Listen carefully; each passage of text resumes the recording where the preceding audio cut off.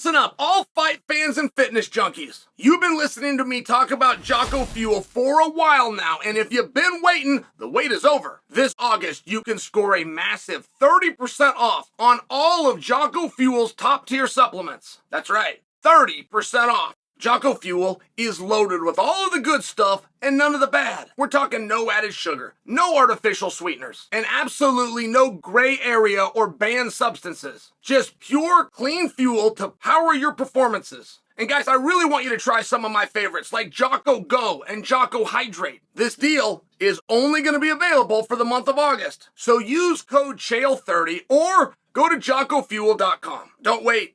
Fuel up with Jocko Fuel and crush your goals. Guys, click on the link below to make it happen. I have to call him Mr. Water Bottle. I used to think it was hand sanitizer, and now it's gone back and forth, but the reason I do this is not to condescend.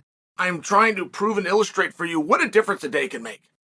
Like, actually knowing who the best guys are is difficult to do. If you don't have a competitive architecture, if you don't have a straight line bracket, a type of uniformity, it's really hard. Like, for example, I remember the first time a stud got face-to-face with a bigger stud. And it was Cody Garbrandt, who was an unknown commodity on the set of The Ultimate Fighter, puffed up to Conor McGregor, got face-to-face. And Cody Garbrandt has a look in his eyes when you've lost him. When he's gone too far and he is no longer responsible for himself, and he got to that point. Now, physically, nothing happened. Able to calm him down. But this is where you have the talk with this gentleman is the star. He's doing a show. He's the star of the show. You are not. If you were to hurt and or damage the commodity, the repercussions will come to you and not to him, right? Okay. And then Cody Garbrandt goes on to be a massive star. Now, if you go back and you watch that clip of Garbrandt and McGregor, like you look at it, it looks totally different. Can we agree? It's one of these things that looks totally different, but Patty the Batty was the A side of this hand-tossing water bottles or sanitizer, whatever it is, over this guy whose name turned out to be Ilia Topuria.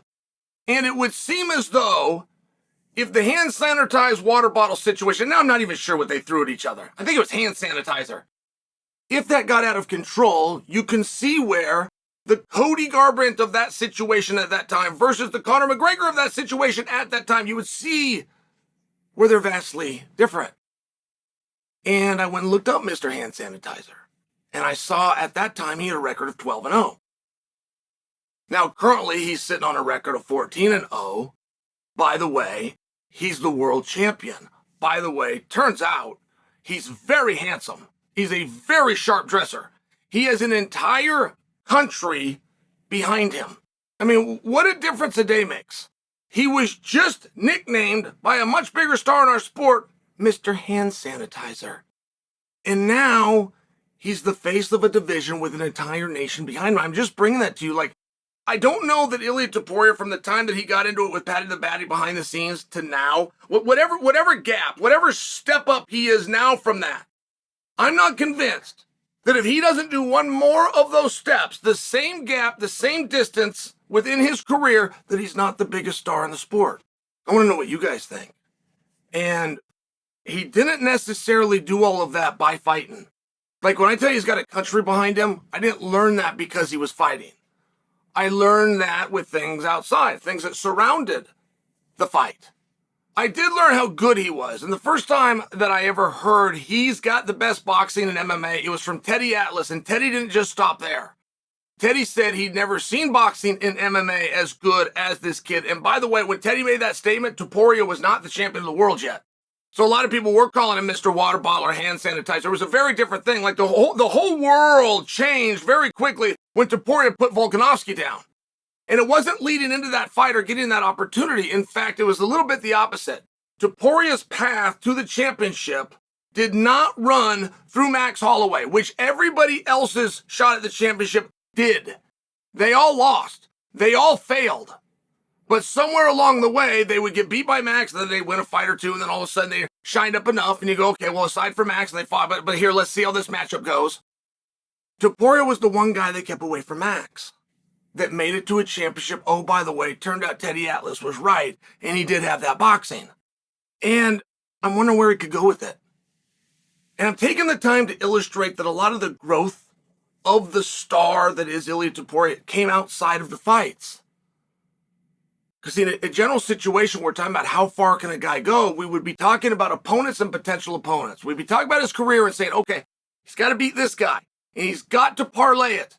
Let's work on his interview. Let's work on his social media. Let's put a plan together. The moment that fight ends and he wins, he takes the microphone and does this. Then he gets a social media push to do that. And if we do all those things, it could land him in a fight with so-and-so, and that's the one we need. And it just doesn't work that way with Ilia Topuria. In fact, I don't know who he would fight next. I don't know. There was talk that Volkanovski's next fight will be for a title. But I don't know if I buy that. I don't know if there is any scenario where Volk and Max get in the ring again. I don't know with the up-and-comers that are, well, I put Brian Ortega into that category. Maybe falsely. Maybe I shouldn't push him. It seems as though Ortega wants to change weight classes, but I would never take my eye off your Rodriguez, and it does seem that there's other guys that are coming up. And before you start discussing who's next, what I'm presenting for you is, does it matter? And the rise of stardom doesn't matter. I found out about this guy who'd been completely undefeated, had 12 wins, and was signed to the Ultimate Fighting Championship. Like, that's a lot. I should have known about him, but I didn't. I found out about him when he gets into a throwing contest of over water bottles or hand sanitizers opposite Patty the Batty.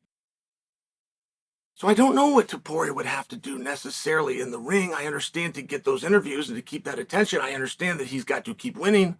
I hope to a degree that he understands that, because all of these friends that are fake friends believe that carpet is going to get pulled out at some point and they're going to be gone. I hope that he is able to see what is real and what is not, but that's a conversation for another day.